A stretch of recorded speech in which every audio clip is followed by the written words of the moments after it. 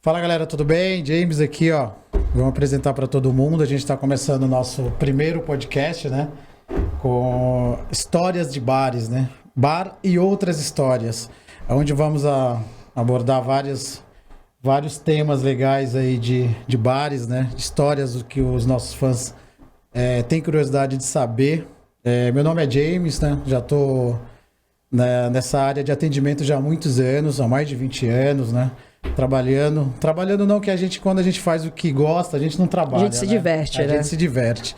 Então, há mais de 20 anos aí, cuidando do público, né? Que frequenta os bares, por onde eu passei, né? Tenho uma experiência muito grande com internacional, trabalhei com navio de cruzeiro, então sou formado com sommelier de vinho. Então, é isso, galera. Espero que todo mundo goste, que todo mundo acompanhe. Vai ter muita coisa legal ao longo do tempo aí.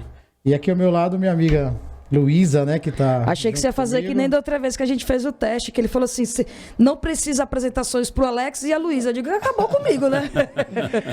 Achei que ele ia me dar esse rodo de novo hoje. Fala um pouquinho aí, Luísa, de você. Tu entrou no ramo A e B há pouco tempo, não tenho aí o tamanho da esperteza, da experiência da galera que tá aqui. Já tô há 6 anos...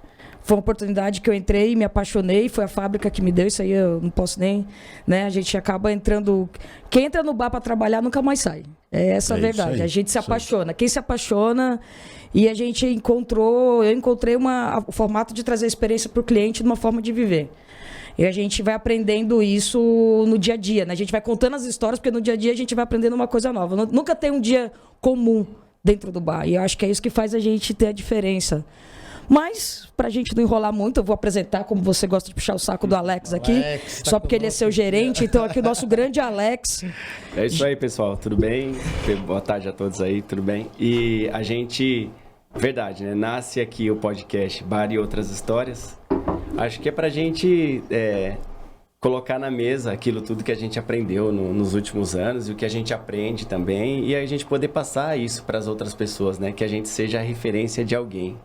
E vocês podem ter certeza, por vocês estarem aqui, eu também, e a pessoa que eu vou apresentar, porque a gente, em algum momento, a gente é referência e eu fico muito feliz em poder participar disso e que isso seja referência para outras pessoas também. Esse é o início de coisas maravilhosas que vão vir por aí, né? Nossas histórias. E lembrando, tá, antes de apresentar o Álvaro aqui, o podcast nasce assim, para que as pessoas saibam quais são as resenhas e o que acontece nos bastidores de um bar, que é um universo incrível, apaixonante mesmo, e quem entra não sai, e é uma coisa incrível. E quando a gente descobre uma fórmula certa para poder receber o cliente da forma que ele merece ser recebido, esquece, você voa.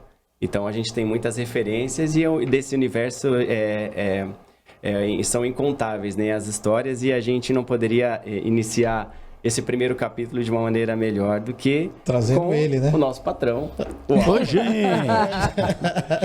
Bom dia para vocês. Primeiro, parabenizar vocês 3 por essa iniciativa. Alguns meses vocês têm falado nisso já, e a Vivax deu essa oportunidade pra gente. Exatamente. A gente estava aqui escolhendo o nome, bar e outras histórias, foram falados vários nomes, mas acho que isso é a essência do que vocês querem fazer. Bar e outras histórias. Como vocês, eu acho isso viciante, né? Fascinante, empolgante. Quando você entra nesse mundo, você é pego por ele. É intenso. Quem trabalha nesse ramo é intenso. Hoje eu sou empresário do ramo de bares, comecei como pasteleiro, né? Com 19 anos, uma pastelaria na Praça da Sé. Hoje empresário no ramo de bares. E eu acho isso um vício, né? O bar é um vício. A gente não consegue sair mesmo. Então, eu tenho a tese de quem tem um bar é escravo, né? Quem tem 2 bares é maluco. E aí, a partir de 5 bares, você vira empresário. Porque aí você consegue ter uma quantidade de pessoas, um volume de grana que gira, que você consegue distribuir tarefas e consegue ser um empresário. Mas até 5, eu fui escravo e maluco. É isso aí. Estou aqui, agradeço o convite de vocês e estou à disposição. Tem algumas histórias aí que dá para contar. Tem várias histórias para contar. Insistência nossa, né, de trazer o Álvaro no primeiro, porque para que o primeiro já seja sucesso, né? Porque o Álvaro é um cara admirável, é um cara que a gente segue, é um cara que a gente respeita de todas as formas, é um cara a ser seguido por todos. E eu me orgulho muito hoje de trabalhar com você. Tá? Queria que você começasse contando lá do início de como você pegou o Bar Brahma, de como começou. O Bar Brahma não tem antes, o início é bem antes. O início é na pastelaria. O Bar Brahma já Ele ainda passou pelo Café São Paulo. Vamos na pastelaria, então. Vamos começar. Eu vou complementar essa. Não é uma pergunta, isso não é uma entrevista. Isso será um bate-papo. É um bate-papo. Assim como esse programa nasce hoje na intenção de inspirar as pessoas, o que te inspirou no começo? E não é no começo de uma carreira, não. O que te inspirou? A gente se inspira já desde sempre, né? Desde o ventre da nossa mãe, a gente já se inspira nas imagens, nos personagens que estão à nossa volta. Eu queria saber de você, assim, isso é bem simbólico para esse início desse podcast. O que inspirou você para você ser esse cara foda que você é hoje, que é referência para todos nós aqui, para muita gente? Cara, o que me inspirou, na verdade, é o seguinte. Eu sempre acreditei muito na saúde. Eu lembro, eu tinha 17 anos, eu comecei a fazer faculdade. Eu fiz, não tem nada a ver, né? Mas eu fiz 2 anos de engenharia química. Nossa, olha que loucura. E aí tinha que estudar e não dava tempo muito de fazer exercício. Antigamente não tinha academia, essas coisas. Eu tô falando isso há quase assim, 42 anos atrás. Não é igual hoje que em cada esquina tem uma academia. A gente nem sabia o que era academia. Malhava com aqueles halteres de cimento. Malhava o quê? Antes não era musculação, a gente chamava de halterofilismo. É verdade. Eu fazia no Tietê, às vezes, halterofilismo. Não existia musculação. Mas eu sempre cuidei muito da saúde. Então, quando não dava para jogar futebol, por causa da faculdade, eu tinha lá no fundo de casa... tinha um salão que a gente tinha que subir 3, 4 lances de escada muito grande. Eu ficava subindo e descendo escada. Assim, 20, 30 vezes no dia para poder me manter bem, me manter em saúde. E aí, sempre muito intenso. Meu pai tinha uma casa na praia, aí passou uma moça na frente da casa. Eu pulei, tinha aquela coisinha de chiclete que você tirava a figurinha e tinha sempre um recadinho bonitinho. Era ping-pong o chiclete. Tinha um recadinho bonitinho, eu dei um recadinho pra ela. 1 ano depois eu estava casado, né? Me apaixonei, casei com 19 anos e aí? Parei faculdade e precisava fazer alguma coisa. E meu pai foi sempre comerciante do centro de São Paulo. Caneteiro, relojoeiro. Fazia gravação em aliança, umas coisas bem artesanais, assim. E ele queria muito que eu entrasse pro ramo dele. Eu falei, não, pai, não vou entrar pro seu ramo. Sinto muito, mas eu quero buscar outra coisa e sair procurando alguma coisa para fazer.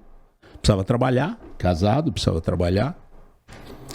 E tinha lá na praia também, onde meu pai tinha casa, uma pastelaria. E essa pastelaria tinham 20, 30 tipos de pastéis. Então, pastel de batata com queijo e bacon, que a gente chamava de pastelão. Caiçara, que era de camarão. Lusitano, que era de bacalhau. Romeu e Julieta. Claro, Romeu e Julieta. Goiabada com queijo. Tinha o Adão e Eva, que era maçã, nozes e canela. Adão e Eva, o nome do pastel. Nossa. Tinha o caseiro, que era de banana.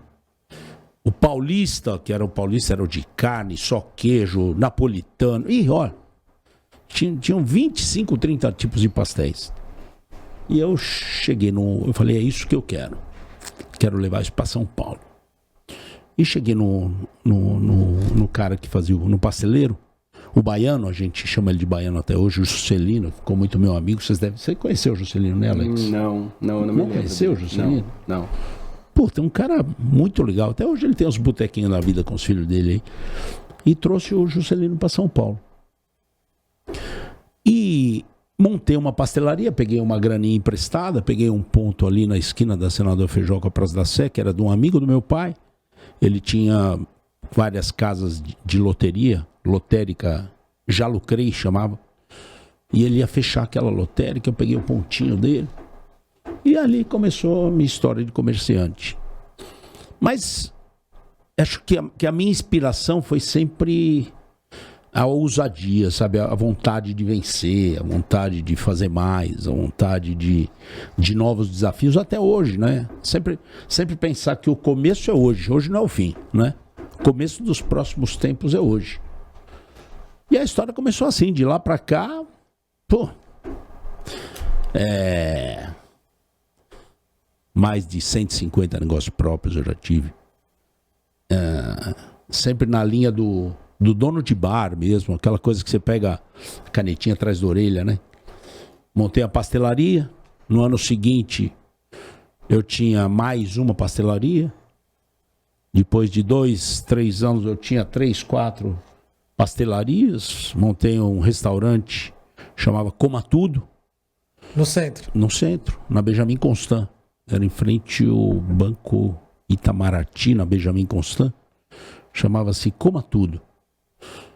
E aprendi muito com meu pai, né? Porque a coisa do jogar fácil, da simplicidade, né? Na Casa de Pastel foi o seguinte. Porra, que nome eu ponho nessa Casa de Pastel, né? Como que eu faço o nome? Meu pai era muito objetivo, um cara muito sábio. A sabedoria simples, não era estudado, mas o cara muito sábio, muito inteligente. Ah, meu filho, me conta um pouco dessa pastelaria. Ah, pai, é uma coisa nova, novidade, uma coisa que não tem em São Paulo, tudo novo. Ele, novo pastel. Falei, puta, né? Olha que fácil, né? Objetivo, simples. Simples. Aí foi abrir o restaurante. Era um restaurante onde as pessoas podiam comer tudo. Pagava um valor? Pagava um valor. Hoje tem um monte, mas não existia isso. Era tipo um self-service, o cara pagava na entrada, comia o que ele queria, à vontade, e saía. Hoje tem muito, né? Mas não tinha. No centro de São Paulo não tinha. Eu falei, filho, tá aí o nome, Coma Tudo. Ficou o nome do restaurante, Coma Tudo. Então ele tinha essa visão muito objetiva, muito direta. Os office boy devem ter agradecido. Naquela época a gente tinha muito office boy, né? Ah, tinha. Hoje é motoboy, né? Hoje é motoboy. E aí fui.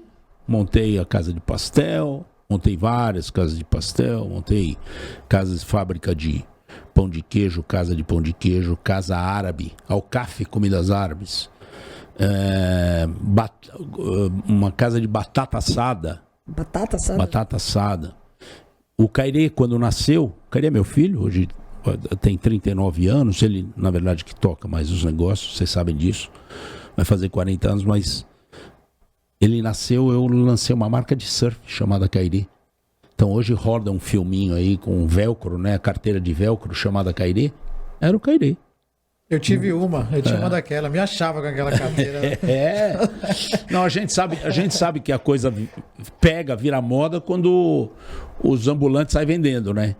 Quando falsificam e nossa, São Paulo inteira tinha essa carteira Cairê falsificada. Então virou moda. Montei marca de surf, saí fazendo coisas, mas sempre naquela onda do empreendedorismo amador, né? Ou seja, você faz e vai fazer a outra e larga aquela, né? Não termina, né? Não tem um close, assim, das coisas. Não tinha gestão, né, Luísa? Mas não tinha... com entusiasmo. Sempre com entusiasmo, sempre. E a meta maior dele que era a ousadia, né? Até hoje a gente fala sempre que o Cairê e o Álvaro são dois ousados, né? Mas isso trazia uma certa prepotência até, né? Porque eu fazia... Gente, eu queria abrir um negócio, eu abria. Tipo, mas você tinha grana? Não tinha. Mais ou menos igual hoje, né? Você sabe como é isso. A gente já passou. O Alex já passou cada aperto com a gente, né? Pois é. Às vezes salário atrasado, aquela dificuldade, aquela dureza, e o cara vai abrir outro negócio e os caras, caraca, não, né? Mas quantas vezes isso também acontece? Inspira a gente quando a gente a gente fala muito, e aí é uma coisa que a gente traz, eu trago muito em treinamento, essa vontade sua e do Cairê. Eu falo até brincando que esses acordos falam assim, hoje a gente vai dominar o mundo, o que é que nós vamos comprar hoje para dar serviço para esse povo? Porque a gente cuidava de bares e restaurantes e de repente vocês trouxeram um hotel para dentro do grupo. Isso aí. Então a gente falou assim, E não é uma coisa do tipo, não vamos fazer. Vamos entender para fazer funcionar. Então, é uma marca. Não, e no meio da pandemia, no né, meio de Lu? uma pandemia. Não, olha, no meio de uma pandemia. A gente duro pra caramba, tinha mandado um monte de gente. Claro, tinha dispensado. Na pandemia, a gente mandou só dos bares mais de 300 pessoas pra rua. Vocês sabem disso? Sim. Foi difícil. A gente tava falando disso, Álvaro, que quando a gente trouxe todos os estoques para dentro do Bar Brahma. E como eu e o Alex vivia dentro do escritório, dentro do Brahma durante a pandemia, a gente sofria com aquilo. E você foi um cara que olhava pra gente e falou assim, a gente vai dar certo, calma que a gente vai dar certo. É isso aí. Calma. Todas as Aí, vezes. todas Gente, as o ano vezes- que vem vai ser melhor. Ano que vem vai ser melhor, calma, a gente vai abrir, a gente vai abrir. Eu lembro até hoje da primeira live que a gente fez, todo mundo em casa, do Álvaro falando, gente, isso a gente não tinha noção do que era, até então era desconhecido, Era né? A gente desconhecido. não sabia se era um mês, se era 2 meses, se era 3 meses. E o Álvaro passando aquela força pra gente, ó. A empresa é sólida, a gente vai continuar, a gente vai tocar. E aquilo dava mais força pra gente, porque quando começou, na época eu tava no Bar da C, que a gente fechou todos os bares, que eu fiquei em casa, eu e minha esposa, a gente olhava para um lado e pro outro, falei, vou fazer o que agora? De onde eu vou tirar? Para onde eu vou correr? Só que chegou uma hora que eu pensei comigo mesmo, não, eu tô na fábrica de bares e os caras vão segurar a gente. Não, Vão dar suporte. nós combinamos, né? Eu, Cairi e tal, de as melhores pessoas nossas, a gente era o nosso patrimônio. A gente não ia deixar escapar o nosso patrimônio. Então, a gente se endividou, sacrificou, ficamos devendo milhões de aluguel, aí vocês sabem disso. Até hoje, pagamos acordos do passivo da pandemia e tudo mais, mas eu acho que saímos mais fortes do que entramos. E eu estava falando que eu era meio... sempre a minha saúde, eu ponho 2 pontos muito importantes na minha trajetória, a saúde e a coragem. Mas isso em algum momento trouxe até uma certa prepotência, que a gente tem que tomar cuidado quando é jovem, né? Eu fazia as coisas com tanta facilidade, assim, instalava o dedo, eu montava um negócio. Me emprestava dinheiro, fazia rolo com carro, vendia aqui, comprava ali, ficava sem carro. Eu lembro que com 20 anos de idade eu comprei um bug zerinho, branco perolizado. E montei uma pastelaria na rua Maria Antônia, carregando cimento e tijolo no bug. Foda-se. Entendeu? Detonei o bug. Na época a Cláudia era minha mulher, mas o carro, que carro? Vamos pra cima, vamos fazer, depois a gente compra outros. Esse otimismo melhora, é né? demais. Né? E vamos embora, mas isso que eu falo da prepotência. Eu tinha que fazer com tanta facilidade que eu tinha certeza que com 25 anos eu ia ser milionário. Então eu fazia muito fácil. Mas eu não fiquei milionário. Mas aí eu tinha certeza que com 30 eu ia ser. Aí não fiquei. Aí eu tinha certeza que com 35... A coisa dessa vai, não escapava. a coisa vai. Aí com 35 eu descobri que eu nunca ia ser milionário. Você até 35 não conseguiu. E que, olha, que eu tinha era que cuidar dos meus negócios, não só abrir negócios, mas cuidar de uma forma que pelo menos eu não envelhecesse pobre, já era um grande passo. Então tem que tomar muito cuidado com isso, né? Porque pessoas como eu, que sempre tive muita facilidade de fazer negócios, criam uma certa prepotência. Eu aprendi isso, assim, difícil, na pele, assim, mas... E aí... ser milionário ou não, eu descobri que para mim significava que eu nunca ia passar fome, só isso. Que eu conseguia fazer outras coisas e isso me ajudou muito na pandemia. Eu descobri que não era questão de ser milionário, que a questão era que existe uma força interior dentro da gente que eu chamo de poder, ó, dentro de você, de mim, dele que está vendo a gente gravar aqui, tem o poder do mundo inteiro. O poder do mundo inteiro está dentro da gente. A maioria não sabe disso. Alguns sabem, mas só poucos sabem usar. E esses que sabem usar é que fazem os sonhos virar realidade. É que transformam o mundo. Então... E eu sabia que eu tinha um poder como todos nós temos, e que eu tinha aprendido a usar. Então, na pandemia, eu falei, gente, isso vai passar. Sabe por quê? Porque o mundo inteiro está assim. E a gente que tem pessoas maravilhosas no nosso entorno, que tem uma história, que tem marcas, que a gente tem marcas, né? Pô, Bar Brahma, Riviera, Bar dos Arcos, Orfeu, Bar Léo, Blue Note, Marabá Hotel. A gente tinha um patrimônio grande, maior do que qualquer dinheiro, que eram as pessoas e as marcas, a tradição dos nossos negócios. Então, eu sabia que a pandemia ia ser um aprendizado. E assim que foi. Acho que vocês conviveram na pandemia com a gente, viram. Não foi fácil, não. Não, foi... Mas eu não tive um dia que vocês me viram chegar de cabeça baixa, ou com ar de preocupado, ou triste, ou alguma coisa assim.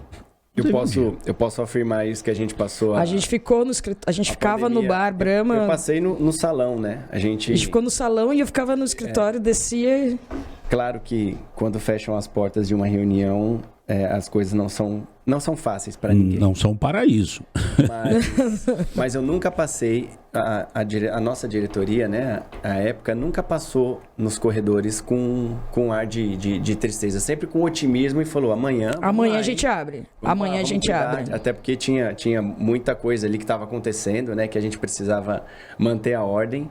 Mas esse otimismo é incrível. E eu acho que assim, essa motivação que você tem para empreender e levar as pessoas junto com você, Álvaro, a gente sente isso na ponta dos bares, no serviço do shopping.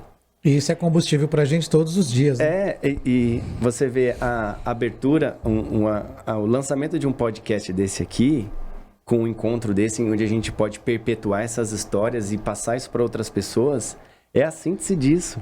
De que você não é o bastante, faça mais. E se você fizer mais e encontrar o caminho, ensine, passa para frente. Isso é uma criação de um contexto de um conceito tão legal. E assim, você faz parte disso, né? Você é a base disso. E a gente está aqui e tenta desdobrar isso para os outros, né? Então... A gente vem, e aí eu falo, porque o Alex, a gente conversava, eu e o Alex já ficava ali no Brahma, na base. E você entrava no corredor e você dava um grito pra nós lá do começo do corredor. Luizinha, Alex, vamos que vamos. A gente começava a correr de um lado pro outro, tentando... Essa moleza vai acabar. Essa moleza vai acabar. E, pelo amor de Deus, né? o homem veio empolgado hoje. Então, isso é uma coisa que passa. É muito louco isso, que passa pra gente. E uma coisa que... E aí, os meninos sabem, uma coisa que a gente sempre discute. Vocês têm um respeito pela gente como equipe que é sensacional. Então, assim, o Alex como gerente, se eu tô numa casa treinando, você vai na gente e conversa. Você não chega, não briga com a equipe, nada. Você chama pra gente e fala, gente, tem que consertar isso, velho. Então, isso já é uma forma de mostrar o quanto você respeita o que a gente tá fazendo. E se você não concorda, você fala, gente, não acho que tá certo. Quantas vezes, 3 da manhã, você me chamou no meio do Riviera e falou, vem cá. Vem cá, Lu. Vem cá, Lu, vem cá. Vem ver essa merda. Vem ver essa merda aqui pra você corrigir.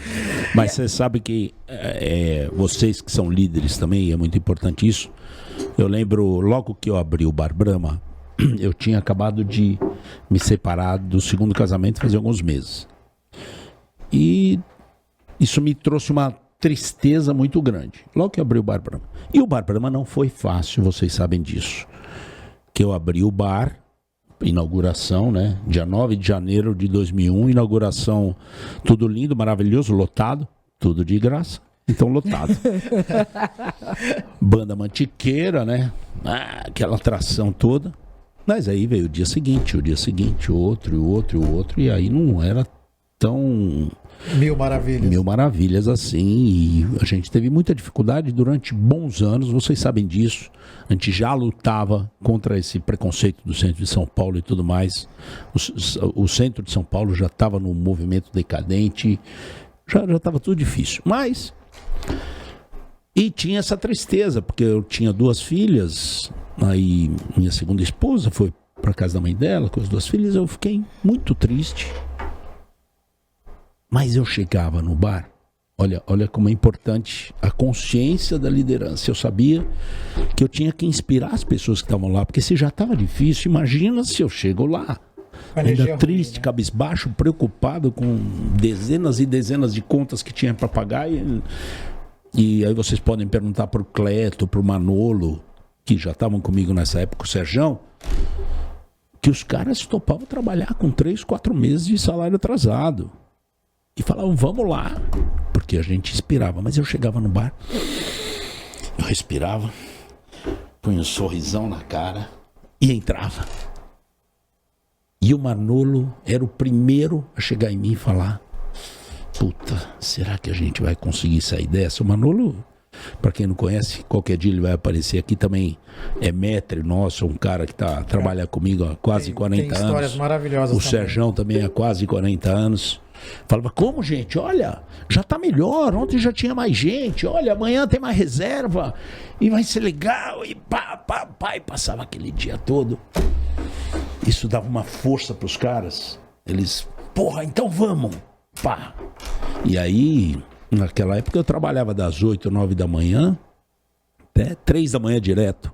O Ronaldo, dono da manobra hoje, ele era segurança, pergunta pra ele, ele fala, cara, esse cara eu não acredito, eu chego aqui, ele era segurança, então eu chegava às vezes de madrugada, tarde, à noite, eu chego às 7, ele tá aqui, eu chego meio-dia, ele tá aqui, eu chego 1 da manhã, ele tá aqui, não dorme. E era assim mesmo. Aí eu ia pra casa, como eu ficava pouco tempo em casa, eu ficava triste, né? Porque sozinho. E foi outra coisa que eu descobri depois também, acho que que eu chamo de força reversa, né? Energia reversa. Eu transformei a minha fossa em força no meu trabalho. Então a minha tristeza da separação, eu pus tudo no trabalho.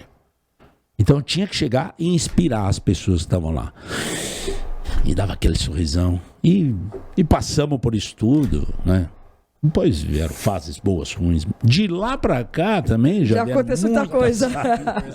Ô Álvaro, conta pra nós sobre o Café São Paulo também, como você adquiriu o Café São Paulo. Ah, não adquiri não. O Café São Paulo foi o seguinte, sempre na linha da aventura, né? Eu tinha um carrinho velho, uma Brasília. Lembra até hoje, vendia Brasília. E louco pra conhecer a Europa. Fui passar um mês na Europa. Fiquei quase 1 ano sem carro depois, mas... Isso eu tinha ainda tinha só o Novo Pastel, fui em 1986 e fui para a Europa, me apaixonei pelos botecos europeus, nos grandes centros europeus, fiquei apaixonado, os cafés, os bares. Eu falei, puta, é isso aqui que eu quero. E aí fiquei com isso na cabeça, 1986, em 1991 foi? 1992. E aí eu arrumei em 91 um arquiteto, falei para ele tudo que eu queria. E a gente desenvolveu o Café São Paulo Antigo no Largo Santa Cília. Eu tinha uma casa de pastel lá, Novo Pastel no Largo Santa Cília, e a gente transformou no Café São Paulo Antigo, que foi um ícone dos anos 90 no centro de São Paulo. Eu falo que em termos de satisfação pessoal, foi o lugar que me deu mais prazer de trabalhar, foi o Café São Paulo Antigo. A gente abriu o Café São Paulo e foi buscar a Patrícia, tinha um bar chamado Royal, na Rua Pinheiros, na Rua Pinheiros. E a Patrícia era promotor desse bar, e o Royal bombando, eu fui e roubei a Patrícia do Royal. Trouxe ela pro Café São Paulo de RP, né? Uhum. De promotor. Fiz um cardápio super legal, contratei um cara de consultoria gastronômica, um cardápio muito legal. Todos os pratos tinham nome de coisas de São Paulo antigo e tal. E começamos. Começamos com MPB, jazz e tal. Todas as noites uma música maravilhosa. E o Café São Paulo foi indo, virou um clube, eu lembro no primeiro... E a gente fazia loucura mesmo. O Café São Paulo é o seguinte, eu lembro uma vez, vamos fazer um festival de verão, vamos. Então era a esquina da Rua das Palmeiras com a Rua Ana Sintra, no Largo Santa Cília. Eu contratei 4 caminhões de areia, mandei jogar tudo na rua, na Sintra. Transformou numa praia. E fiz uma praia. Não avisei ninguém, CT, nada. Só jogou areia. Nossa, foi multa de CT, mas eu fiquei uma semana com uma praia em frente ao loucura, né? Isso no primeiro ano, no Festival de Verão do Café São Paulo Antigo, enchi a rua na Cinta de areia. E lá passou alguns nomes da música brasileira. Lá nós tivemos Noite Ilustrada, tivemos Jamelão, Dori Caymmi, Claudete Soares. Era um bar de 80, 90 lugares, mas eu tinha um amigo chamado Riva, o Riva Dávia, o nome dele. O Riva e o Rui faleceu, o Riva tá por aí ainda. E o Riva tinha contato com os artistas assim, então ele me ajudava muito. É. Então, além do... Eu lembro na época rolava o Free Jazz Festival, que era um festival de jazz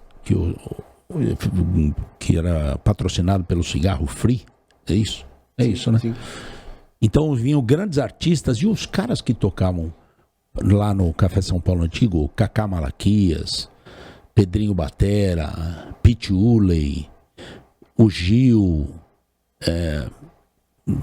o Jarbas. O Jarbas até hoje é um dos líderes da banda Mantiqueira, guitarrista. Então esses caras tocavam no Café São Paulo para mim todos os dias. Então o pessoal saía, os internacionais sendo o Free Jazz Festival, iam lá pro Café São Paulo da Canja. E se tornou um grande ponto de encontro de muitos amigos que eu fiz lá. E eu tinha um prazer danado lá. Eu lembro, eu trabalhava demais, assim, e eu ia receber cada pessoa na porta. Cada um eu ia receber na porta. Eu atendia, eu tirava pedido, eu fazia paeja todas as sextas-feiras, eu ia comprar peixe no Ceasa lá. Eu vivi intensamente esse espaço. Intensamente o Café São Paulo Antigo. Fui fazendo outros negócios. Eu lembro que eu montei aí na Armando Arruda Pereira, número 7000, uma casa de forró. Chamava 7000 Dança Brasil. Inauguração, Genival Lacerda. Nossa. Fundo de quintal. Tinha umas 2, 3 bandas legais. Genival Lacerda era o rei do forró, né? Era, ainda mais na década de 90 ele explodiu. Pois é, e abria às 9 horas. Às 8 mataram 3 pessoas na porta do forró. Foi cancelado. Quebrei. No primeiro. No primeiro Quebrei, sério. Mas tinha tudo instalado, eu já tinha me endividado pra caramba pra fazer aquilo. Virou até baile de R$1. É verdade, baile de R$1. Era entrada R$1, cerveja R$1, tudo. Fazer do limão a limonada, né? E tinha funk, só que na época o funk não era o funk hoje que todo mundo curte funk. Funk era funk pesado mesmo, fiz até baile funk lá, pra ver se revertia alguma coisa, mas não teve jeito mesmo. E entrei no Café São Paulo de volta, me dedicando, trabalhando lá 15, 16 horas por dia. Até que um dia eu tô lá no café, chega um endividado, né? Devido às calças. Um carro preto, chapa branca, 2 da manhã, desce um senhorzinho, cabelo branco. Eu falei, putz, é polícia. Vai fechar o bar. Vai fechar o bar. Oficial de justiça, alguma merda deu aqui. Gente, essa é a melhor história dele, é essa. Essa história eu passo em treinamento. Eu faço todo o suspense. Não, até tentei me esconder atrás da caixa registradora, que eu ficava no caixa, né? 2 da manhã, eu falei, caraca, os caras não vêm mais de dia, vêm à noite, vêm cobrar à noite. Aí o senhorzinho chegou, falou, você é o Álvaro, né? Eu falei, sou. Você pode sair aqui, conversar comigo um pouco? Eu saí do balcão, fui conversar com o seu Armando, o nome dele. Ele falou pra mim, olha, deixa eu dizer uma coisa, eu pesquisei a sua vida, a história do seu pai, e só você vai conseguir ressuscitar o Bar Brahma. Ele falou pra mim. Falei, ressuscitar? Ele falou, porque eu sabia que o Bar Brahma tinha fechado. Eu tinha ido dos últimos shows do Bar Brahma, que era Ivete Souza. Hoje ela mora na Itália. Ivete Souza é uma cantora de MPB maravilhosa. Mas o Bar Brahma já decadente. E eu fui com a Fátima, uma amiga minha. A Fátima, você conhece a Fátima? Fátima Amaral? Hã? Fátima... Ah, não. Não, a Fátima. Sim. Não, a Fátima Amaral. Sim, a Fátima, minha amiga. E eu falei, Fá, oi. Puta, um dia eu vou ser dono desse bar aqui ainda. E o bar decadente. Mas fechou e eu não dei bola. Saiu na TV, tudo fechou, né? Eu falei, bom. E olha como a gente joga pro universo, o universo traz, né?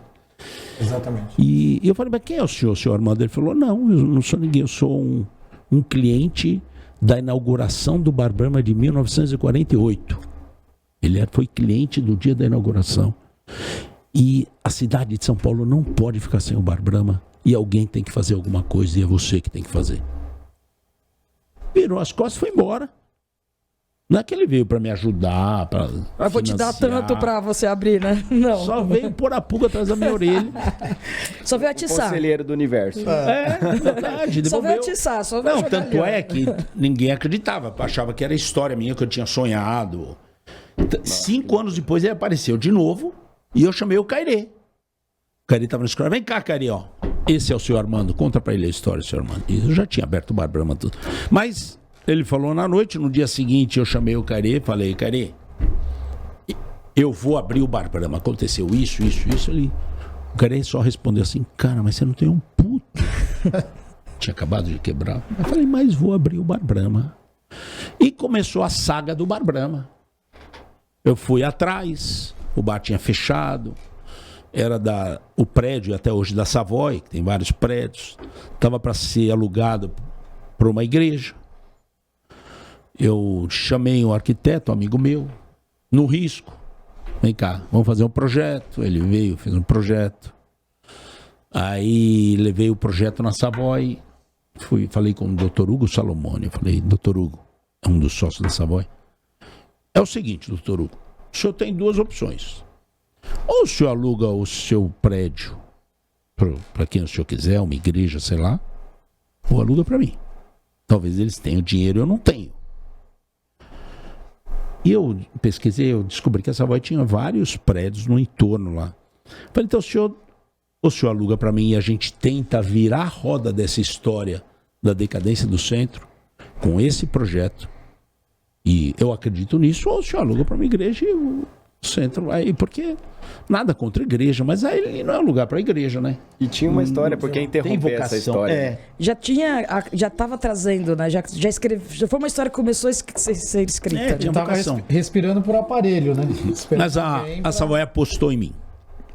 Vamos em frente. Aí, bom, agora tá fácil. É só ir lá na Brahma, não era nem Ambev ainda. E na Brahma, o pessoal da Ambev vetou, da Brahma vetou.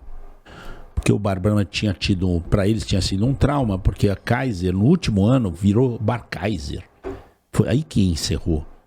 Então foi um trauma, porque de Bar Brahma virar Bar Kaiser um ano, foi uma coisa traumática. Na época foi Bar Antártica, porque eu vi algumas fotos de antigo que estava escrito Bar Antártica, se não me engano. Não, né? Bar Brahma São João 677 era. Ah, tem um projeto de pós-graduação de estudo histórico, centro histórico, que fala... Até me perguntaram, mas não foi São João uma vez? Eu falei assim, não, sempre foi Brahma. Não, São João 677. Olha. Ficou um ano e pouco e faliu aí, fechou aí. E ficou 2 anos fechado antes de eu retomar. E aí fui na Ambev. Não tá autorizado. O que eu fiz? Chamei o pessoal de assessoria de imprensa e contei a história. A gente conseguiu uma página do Estadão. Ressurge das cinzas, um ícone da noite paulistana, Bar Brahma, uma página inteira. Aí eu peguei, levei na Brahma, falei, ó, e agora? Agora eu vou ter que abrir. Vocês vão ter que ajudar. Os caras, não. Chamei Marcos Melo e Flávia Rocha, que eram gerentes ali, atendentes. Eles me ajudaram. Eu falo que o Marcos Melo, ele até saiu da Ambev já, a Flávia Rocha também, que foram meus padrinhos, e foram e conseguiram autorização de uso de nome, conseguiram uma chopeira, os quadrinhos de Brahma, e na época 30 mil reais, que pra mim era uma salvação, mas um mês antes de abrir eles cancelaram os 30 mil reais. Putz. Okay. Mas, e assim começou o Bar Brahma. Abri o Bar Brahma, como eu disse pra vocês, é uma loucura mesmo, né? Ninguém acreditava, mas você tá louco. Eu acho que uns 2 meses depois que eu percebi a grandeza do que eu tinha feito, né? A gente fala de propósito, né? E o propósito era mesmo trazer de volta uma coisa para São Paulo. Tanto é que foi aquele velhinho que me inspirou. Falei, gente, é verdade, São Paulo não pode ficar sem isso aqui, né? E por causa dele essa esquina tá todo mundo maravilhosa. aqui hoje, né? Por causa dele tá todo mundo aqui. Mas uns 2 meses depois que eu abri o Bar Brahma, eu fui com Henrique Pacheco, que já foi vereador e deputado. Hoje ele tem bar no Mercadão. Ele abandonou a política e tem bar no Mercadão. Eu fui com o Henrique Pacheco até Salvador. Ele ficou meu amigo e me convidou. Acho que até pagou passagem, que eu duro pra caramba. Mas fui. E chegamos lá subimos o Candial lá do Carlinhos Brown. Que o Edu, você conheceu o Edu? É um que tá com restaurante em Ilha Bela, o Portinho. Sei. A gente recebe. Eu já conheci o Edu lá. O Edu levou a gente até o Edu tinha recém voltado de Salvador, que ele morava em Salvador, lá pro Candial. E chegamos lá, por acaso, estava na calçada o Arnaldo Antunes e o Carlinhos Brown, tirando música no violão assim. Aí o Edu apresentou, esse é o Henrique Pacheco, deputado em São Paulo. Os caras cagaram para Henrique. Legal. Esse aqui é o Álvaro do Bar Brahma. Bar Brahma! Caraca, que coisa linda que você fez para aquela cidade e tal. Foi a primeira vez que eu acordei de verdade para a importância do que eu tinha feito. Que deu um peso maior de responsabilidade. Foi aí.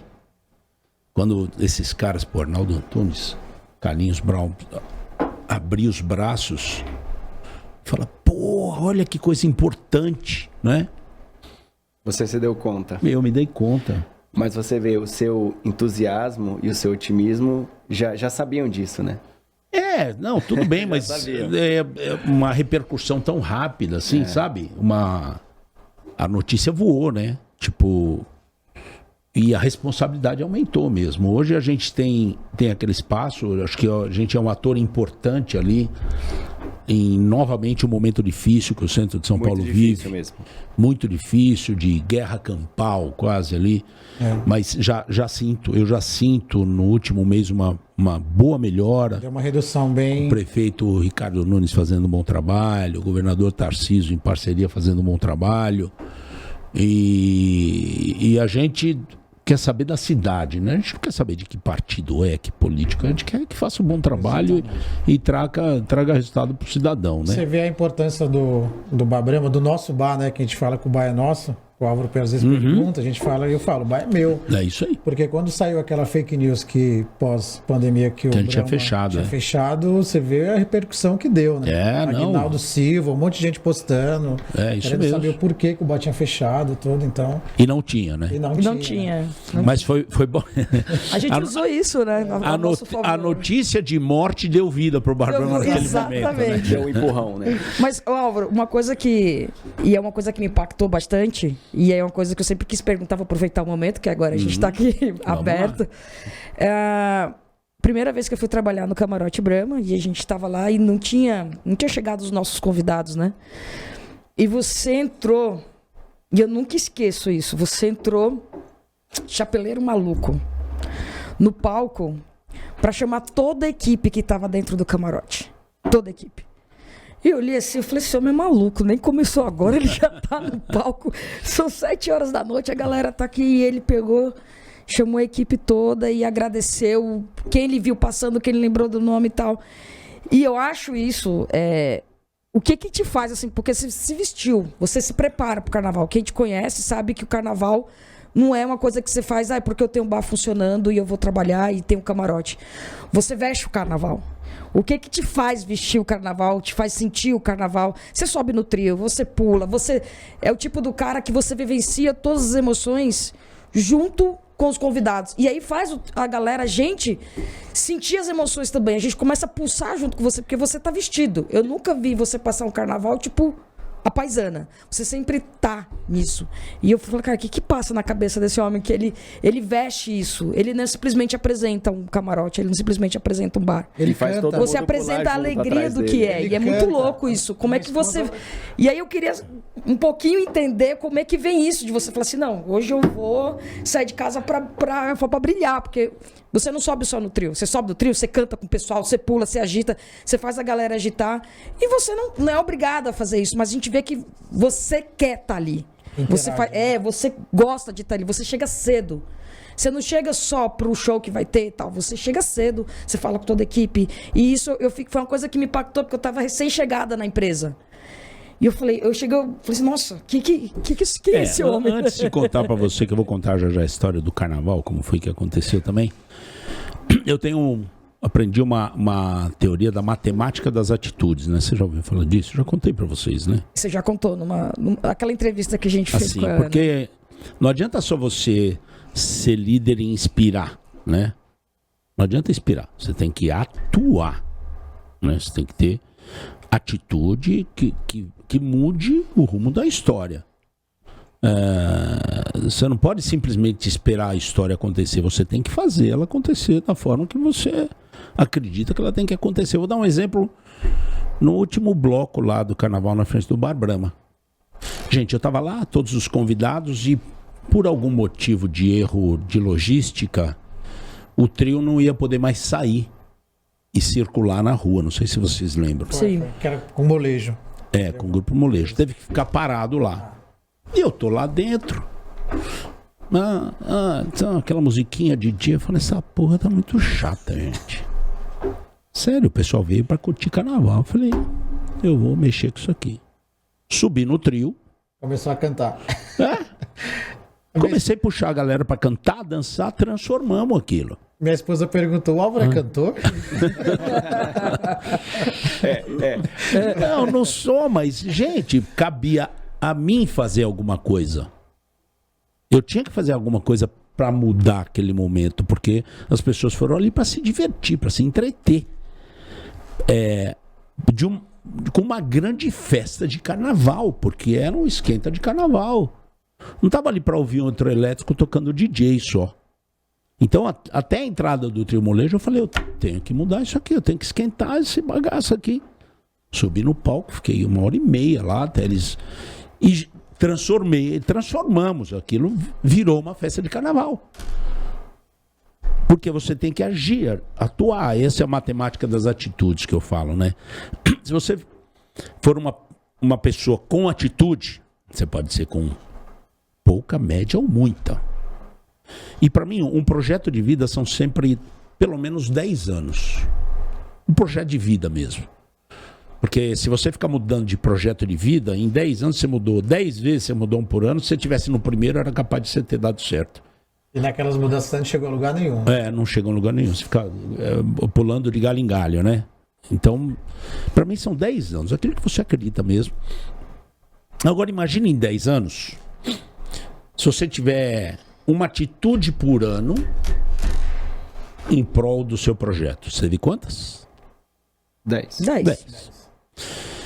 Se você tiver uma por mês, você teve quantas? 12... 120. 120. Olha a diferença. Nossa. Se você tiver uma por dia em 10 anos, quantas você teve? 3.650 atitudes no caminho do seu projeto. Vocês acham que isso muda em 10 anos a história do seu projeto de vida? Mas você escreve uma história, né? Olha a diferença.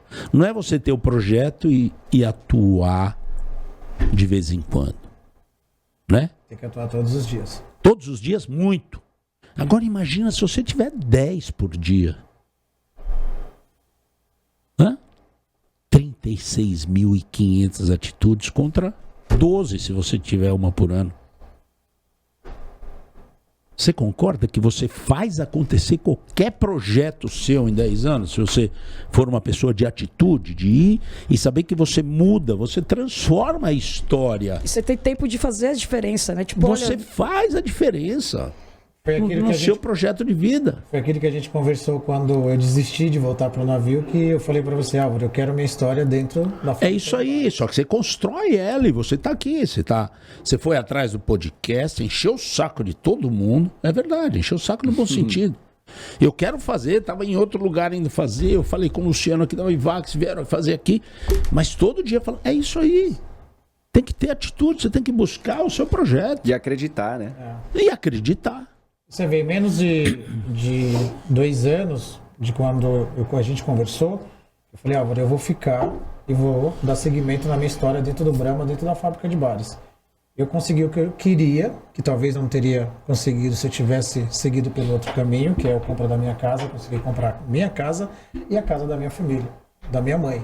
Tá? Hoje ela mora numa casa que eu dei para ela, com essas atitudes. Mas é importante assim, vocês jovens ainda, eu já sou velhão, né?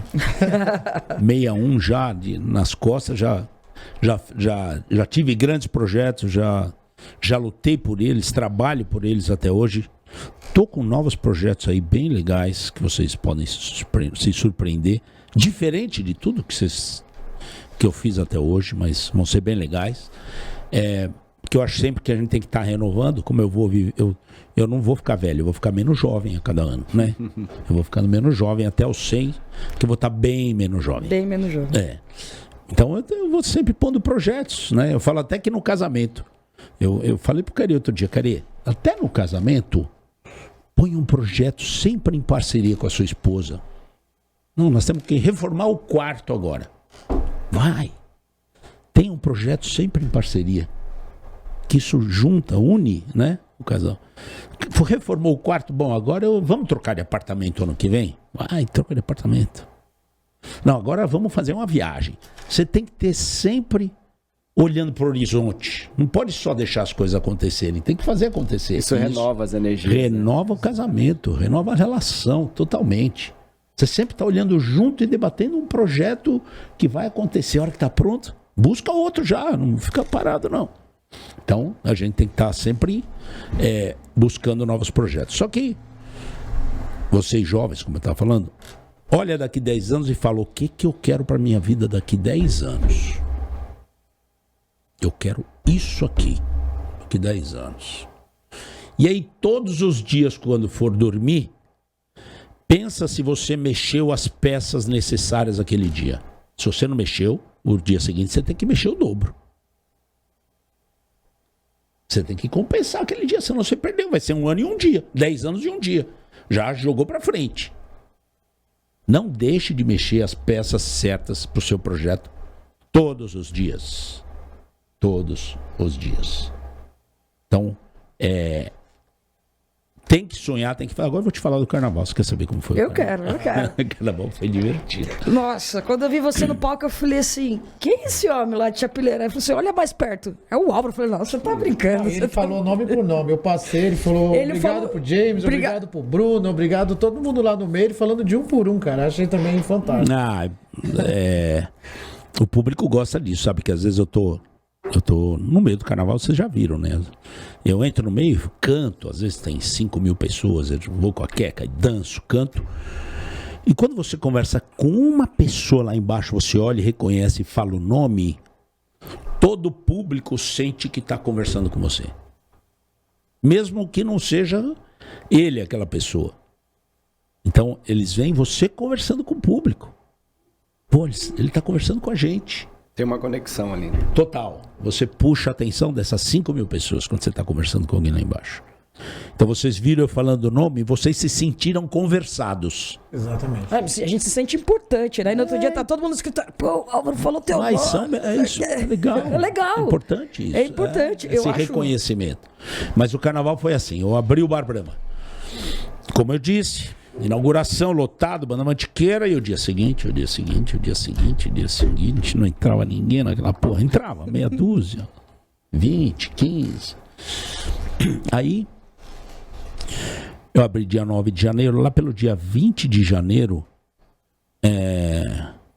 entrou um cara no bar, sentou. Um cara que é meu amigo até hoje, que nem toma chopp, pediu um vinho no Bar Brahma. Aí o Montanha, que já foi segurança nossa, vocês conhecem, faleceu o Montanha durante a pandemia. Não foi de Covid, mas faleceu durante a pandemia. O Montanha chegou pra mim e falou: patrão, tem o diretor da Globo aí, aquele vozeirão do Montanha. Falei: Montanha, me põe na mesa dele. Aí, Montanha foi, me apresentou, Antônio Zimmerli, Álvaro, dono do Bar Brahma, tal. Eu comecei a conversar com o Antônio Zimmerli. O Antônio Zimmerli hoje ele foi diretor muitos anos da Globo, depois foi diretor da Bandeirantes, agora ele está superintendente na Cultura, na TV Cultura. Comecei a bater papo com ele, ele falou: fui com a sua cara, vou te trazer um presente. Isso dia 20 de janeiro. Uma semana depois... Era carnaval. Uma semana depois ele veio com Solon Tadeu, que era presidente da Vai Vai, presidente da Liga das Escolas de Samba, e falaram pra mim: vamos montar um camarote no Sambódromo. Falei: vamos. Ó, e eu tinha acabado de abrir o Bar Brahma, tinha acabado de quebrar no forró. Lembra que eu contei? Duro, não sabia como pagar as contas, salário atrasado de todo mundo. Ele ainda falou: só que são 800 convidados, você tem que bancar tudo. Falei: eu topo. O que eu vi ali? Eu vi que ali eu ia conseguir projetar o Bar Brahma, porque eu ia fazer o camarote Bar Brahma. Então a ideia era projetar o Bar Brahma. E fui, imagina, você vai na 25 de março, compra confete, serpentina, bandeirinha, máscara e tal, e pendura no espaço e acha que tem um camarote, né? Aquela coisa fundo de quintal, mas Era a gente tinha o camarote, é o que tinha pra... Era o que tinha. É o que tinha pra agora, né? A gente tinha um camarote. E aí esse amigo meu, ficou amigo meu, hoje é amigão meu, o Zimmer, ele mandou lá pro camarote, por exemplo, o Miguel Falabella, que desfilou, ele mandou lá pro camarote. Bete Carvalho, que desfilou, ele mandou pro camarote. E aí foi... Primeira vez que tinha camarote em São Paulo, tinha Sérgio Malandro e as Malandrinhas, Alexandre Frota,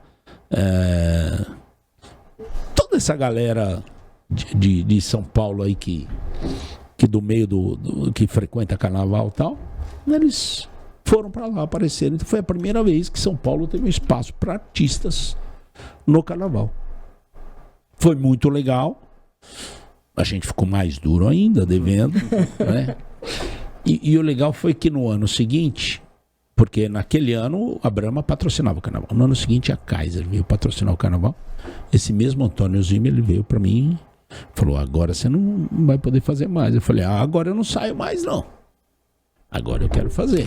Porque eu comecei a entender que eu poderia começar a vender aquilo. Uhum.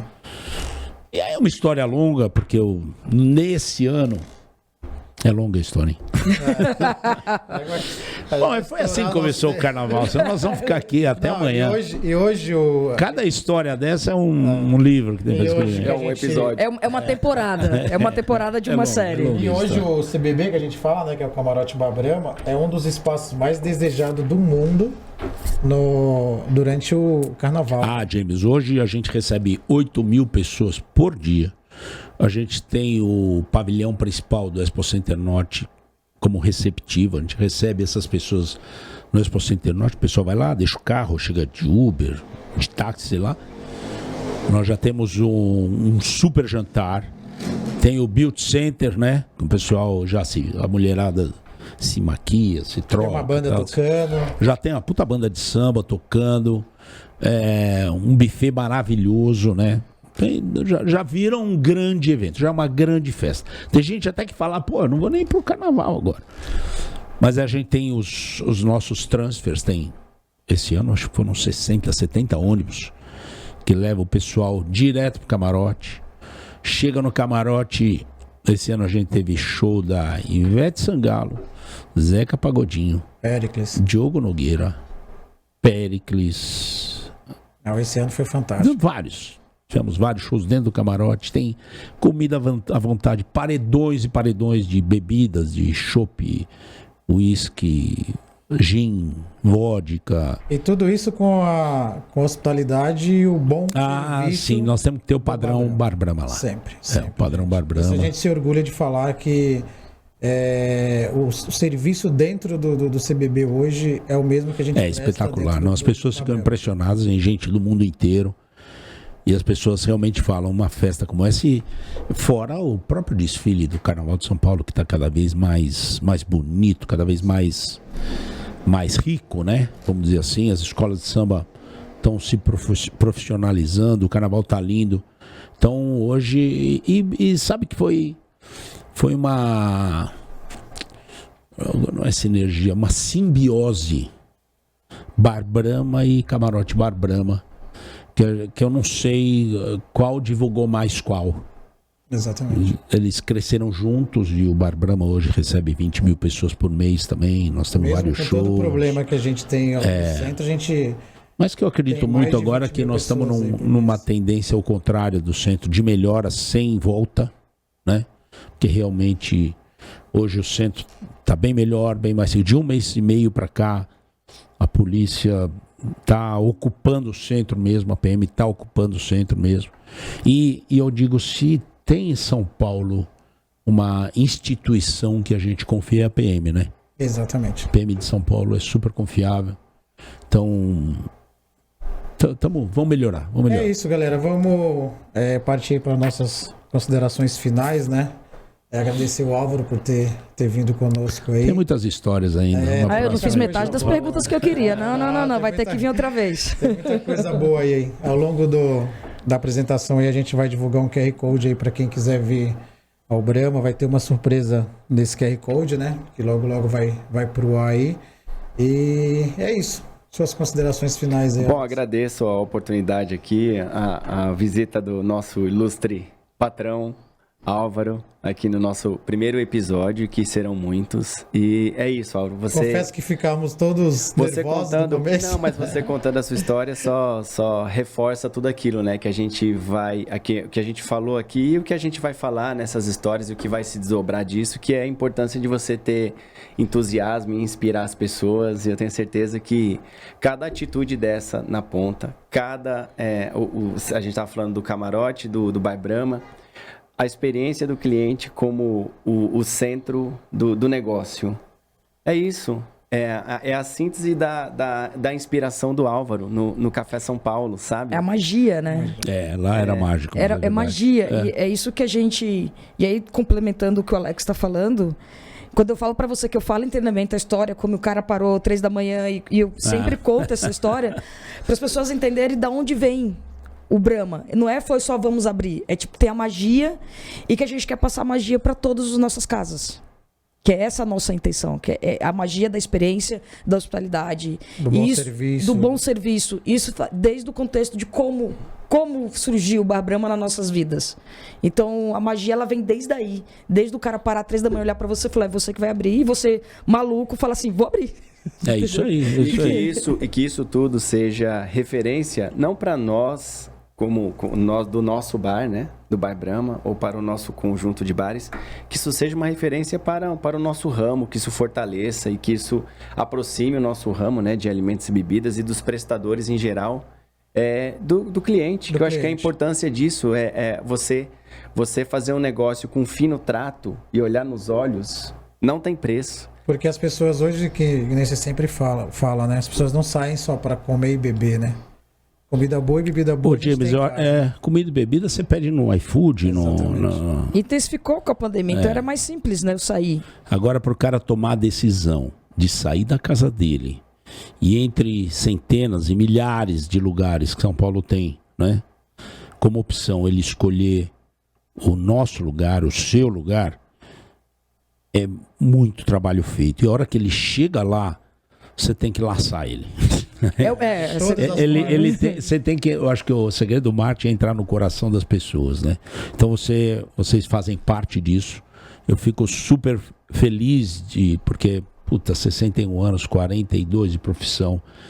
E me dá orgulho ter pessoas como vocês trabalhando. É sinal de que o legado tem sido deixado e que vocês vão conseguir passar isso para frente, né? Vocês vão conseguir inspirar mais pessoas. É importante, né? Eu fico super orgulhoso do meu trabalho mesmo, né? De poder inspirar. Fico emocionado cada vez que eu vejo, porque no fim, né, gente, é o que a gente fala, você não leva nada, né, o dia que você vai. Mas é tão bom o reconhecimento, não é isso? Esse é o grande pagamento, é o reconhecimento. E saber que eu tenho esse reconhecimento, que eu tenho... conseguir deixar um pedacinho, claro, vocês vieram de outros lugares, vocês aprenderam em vários lugares, mas eu consegui influenciar um pouco e deixar esse legado para frente e saber que talvez eu não precise mais ir atender cada mesa, mas que eu tenho um pedacinho de mim em cada um de vocês que vai atender essas mesas. Eu já fico feliz, já posso até sair de férias de vez em quando. Sai não, pelo amor de Deus. É isso, galera. Obrigadão, tá? Aí os próximos episódios aí vai vir novidade, né? É isso aí. Agradecer. Super James, Super Luísa, Super Alex, obrigado. Obrigadão. Obrigado. Vocês são Obrigado show, você. vamos lá. Obrigado Arrebenta aí. a TV que está nos auxiliando, né? Que é a Vivax aí, do Dr. Marcelo. Então é isso, gente. Bar e muitas outras histórias. É Vamos isso lá. aí. Vamos lá. Valeu. Valeu, gente. Obrigado, viu? Obrigado.